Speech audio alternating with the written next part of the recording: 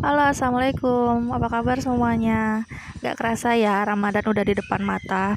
Siapa nih yang udah persiapan bikin kue kering untuk konsumsi sendiri atau juga untuk jualan? Ya, jadi di video kali ini aku mau kasih share resep yang sebenarnya udah banyak banget seliweran di sosial media, tapi aku mau kasih resep yang pas untuk satu toples. Jadi untuk yang jualan gak harus pusing-pusing lagi nih untuk ngitung harga jual per toplesnya itu berapa, karena di sini sudah pas pertakarannya itu jadi satu toples.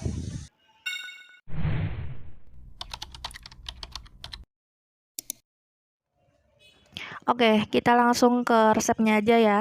Di sini aku pakai full butter 125 gram, atau kalau mau yang ekonomis juga boleh banget. Jadi butternya itu cuma 100 gram, margarinnya 25 gram. Atau sesuaikan aja deh sama budget masing-masing. Yang penting total dari lemaknya ini adalah 125 gram. Nah, ini tadi udah aku kocok bareng sama gula halus, itu ada 38 gram. Atau kalau mau lebih manis boleh ditambah, kalau nggak mau manis ya boleh dikurang. Ya, lalu ini ditambahkan satu butir kuning telur, dikocok aja sampai merata ya, nggak usah lama-lama sebenarnya, ini cuma sampai lemak sama gulanya kecampur aja, nggak perlu terlalu lama karena takut nanti hasilnya tuh begitu di oven kuenya itu melebar gitu, jadinya nggak cantik, nggak bulat rata lagi. Nah, di sini untuk bahan keringnya aku ada tepung pakai merek kunci biru, pakai yang seberguna juga boleh. Ini ada sekitar 155 gram terigu.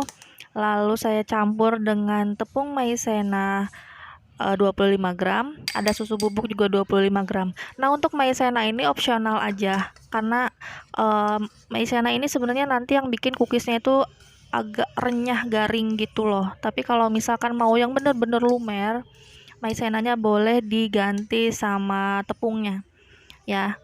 Nah, lalu ini diayak, tapi kita jadi dua tahap gitu ya, nggak sekaligus.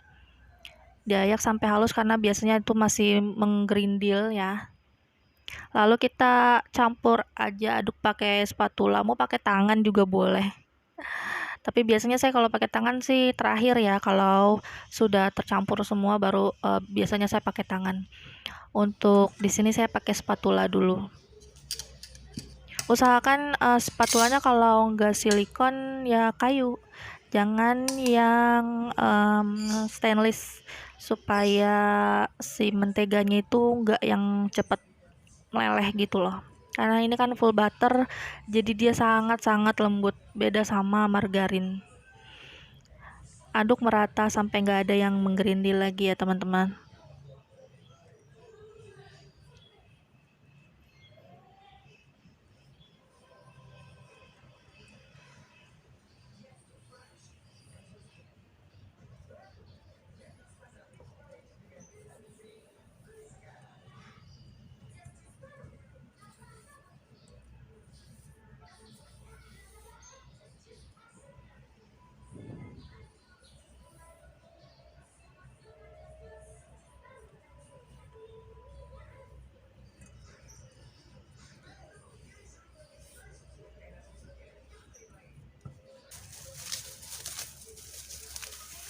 Nah, ini saya langsung aja aduk pakai tangan sampai kalis, sampai tidak ada adonan yang menempel di wadah.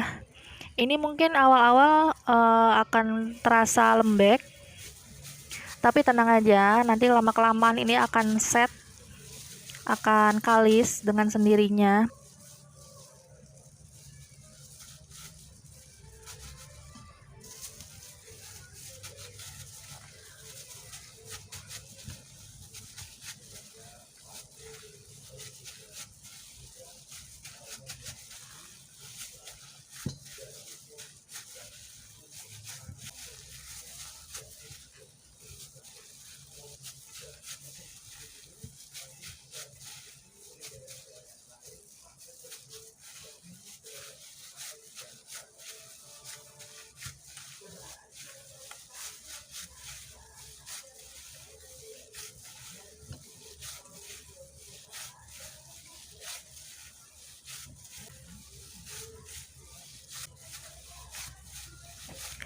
Nah, ini sudah terlihat ya teman-teman, udah nggak ada lagi adonan yang menempel di wadah. Ini tandanya sudah kalis, sudah siap.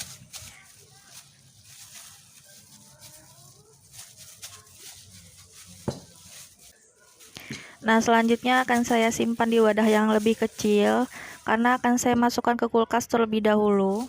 Kenapa dimasukkan ke dalam kulkas? Karena ini lemaknya kan tadi sudah di mixer, sudah diaduk-aduk, dia jadi meleleh gitu ya. Supaya gampang dibentuk juga nanti saat dicetak. Di atasnya saya tutup pakai plastik, lalu saya masukkan ke dalam kulkas kurang lebih 20-25 menit. Nah, ini setelah keluar dari kulkas, adonannya akan sedikit lebih set, lebih firm gitu ya, nggak terlalu lembek lagi, jadi mudah banget untuk dicetak. Untuk adonannya di sini saya cetak kurang lebih 7 gram. Saya pakai sendok takar yang ukuran 5 mili ini. Jadi masing-masing adonan itu kurang lebih 7 gram.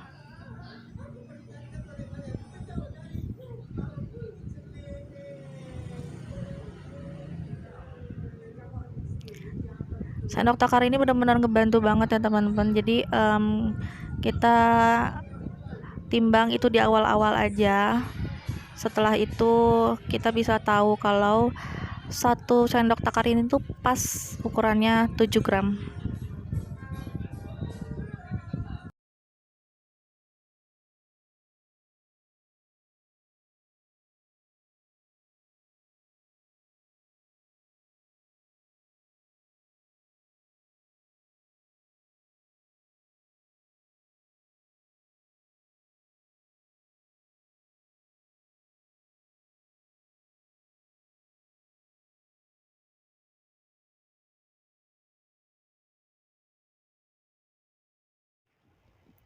Nah, untuk selainya sebetulnya sudah 2 hari yang lalu saya bikin. Mungkin next akan saya kasih resepnya ya.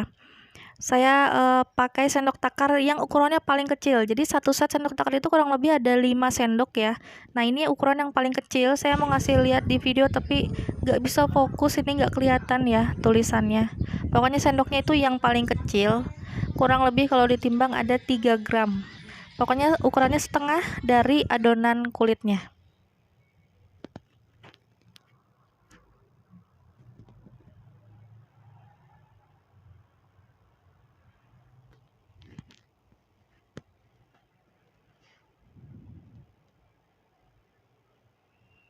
Ya, kurang lebih seperti itu.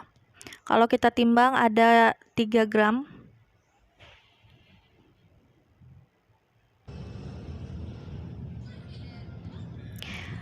Kita mulai cetak adonannya.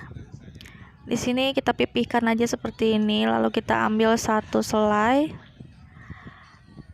Lalu kita tutup seperti ini. Untuk loyangnya saya nggak oles pakai mentega, tapi saya pakai baking paper. Kalau nggak ada baking paper ya boleh dioles mentega aja supaya nggak lengket. Saya pakai baking paper itu sebenarnya cuma ini aja sih, kalau misalkan dioles atasnya pakai kuning telur itu biasanya kan suka netes-netes tuh dan ngerak gitu di loyangnya, kadang ribet juga bersihinnya, harus digosok-gosok gitu. Jadi saya lebih pilih pakai baking paper ini. Dan kalau baking paper ini beda ya sama kertas roti.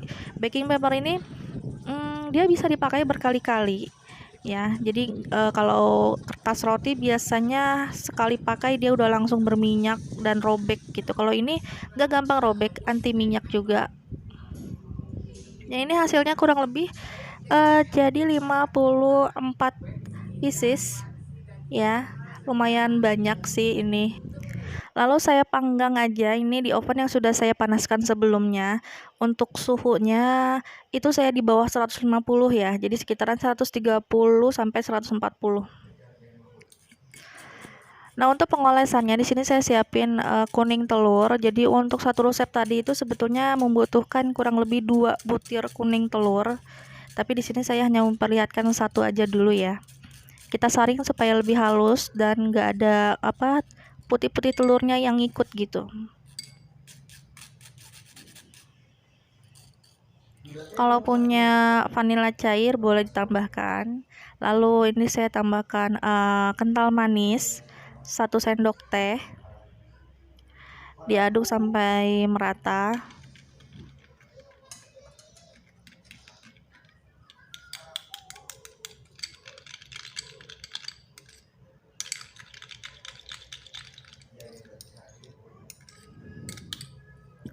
Lalu karena ini saya pakai telur biasa, bukan telur yang omega, jadi warnanya agak sedikit pucat. Maka dari itu saya tambahin pewarna orange. Ini nggak sampai setetes ya, jadi kurang dari setetes sebenarnya. Ini warnanya udah lumayan keluar. Tapi kalau pakai 2 kuning telur, 1 tetes aja itu udah cukup.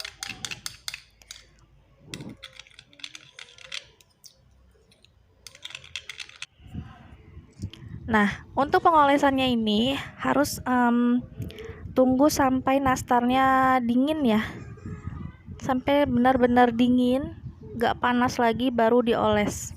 Lalu pengolesannya itu kalau bisa 2 kali. Kelihatan banget kalau misalkan pengolesannya cuma 1 kali itu warnanya masih pucat. Kalau 2 kali warnanya itu udah cakep banget. Jadi di saat pengolesan yang kedua, tunggu sampai olesan pertama itu benar-benar udah set, udah dingin, baru kita oles lagi kedua kali. Begitu ya teman-teman.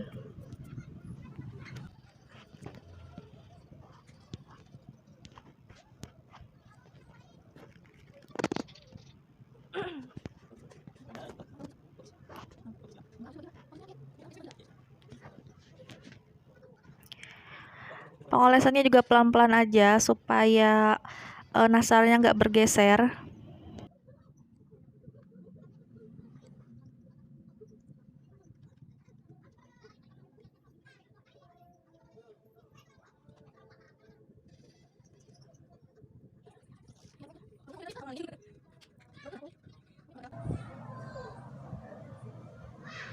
Jadi seperti ini 2 kali pengolesan ya teman-teman.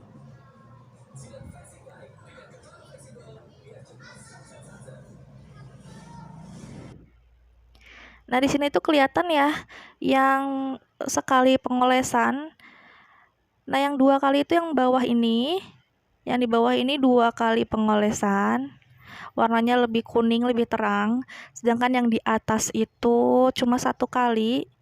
Kelihatan banget bedanya, dia lebih pucat dibanding sama yang bawah tadi itu. Jadi memang disarankan untuk 2 kali pengolesan supaya warnanya lebih cantik. Lalu kita panggang lagi ini sekitar ya pokoknya sampai warna atasnya itu agak kuning. Saya nggak ada patokan menit sih untuk pemanggangan yang terakhir, kurang lebih 10 sampai 15 menit mungkin ya. Nah, setelah dingin ini pokoknya kita tunggu dingin baru kita tata di dalam toples. Ini toplesnya ukuran 500 gram ya teman-teman. Ini hasilnya nanti akan banyak banget, lebih dari 500 gram. Kita tata aja seperti ini pelan-pelan.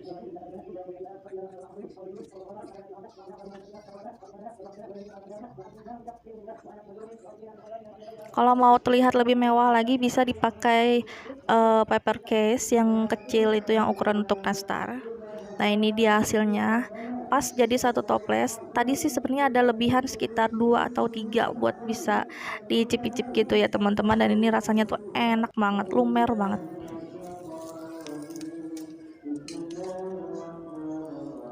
Selanjutnya kita kasih stiker seperti ini supaya terlihat lebih cantik. Yang mau tahu link di mana beli stiker, toples dan lain-lain boleh nanti dicek di description box ya teman-teman.